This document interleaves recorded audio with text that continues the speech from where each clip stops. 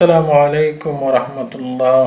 সম্মানিত প্রিয় বন্ধুগণ, এখন বিএনপির নেতারা ক্ষমতার জন্য পাগল হয়ে গেছে। শেষ পর্যন্ত তারা ম্যাডাম খালেদা জিয়া, বেশিরভাগ মানুষে এই বাংলাদেশের জনগণে বলতেছে উনি আর নেই।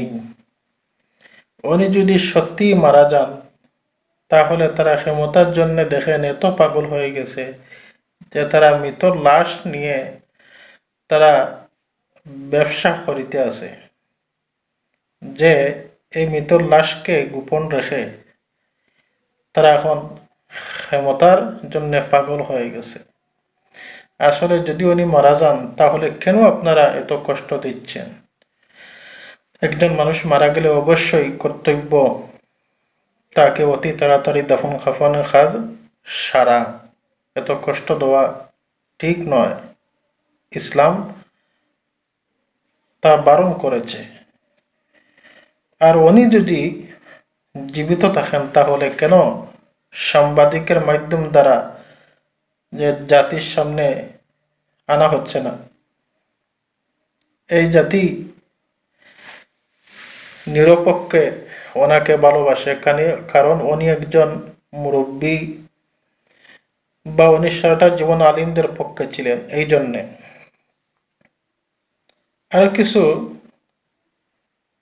বেশ কিছু জনগণ এবং কিছু সাংবাদিকরা বলতেছে যে তারা অনুমান করতেছে যে ম্যাডাম খালেদা জিয়া আর নেই।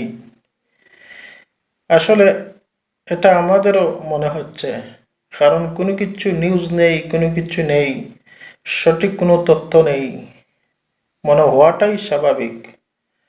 আর কিছু বাটপার সাংবাদিকরা বাহির হয়েছে, তারা ডুপ্লিকেট ভিডিও বানিয়ে জাতির সামনে ছাড়তেছে যে ম্যাডাম খালেদা জিয়া তিনি সুস্থ আছেন, সর্বকিছু বালা, কোনো কিচ্ছু সমস্যা নয়।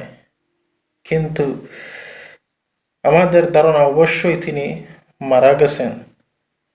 আর এই মৃত লাশটা নিয়ে বিএনপির নেতারা এখন নাটক করতেছে ক্ষমতার জন্যে। আপনারা নাটক করা বাদ দেন, রাজনীতি বাদ দেন, বাদ দিয়ে আগে ম্যাডাম খালেদা জিয়ার দাফন কাফনের কাজটা শেষ করেন। আর উনি যদি জীবিত থাকেন তাহলে অবশ্যই সাংবাদিকের মাধ্যম দ্বারা এই দেশবাসীকে দেখান। এই দেশবাসী নিরপেক্ষে ওনাকে ভালোবাসে। উনি আমাদের মুরব্বী, সাবেক দেশ নেত্রী। আসসালামু আলাইকুম রহমতুল্লাহ।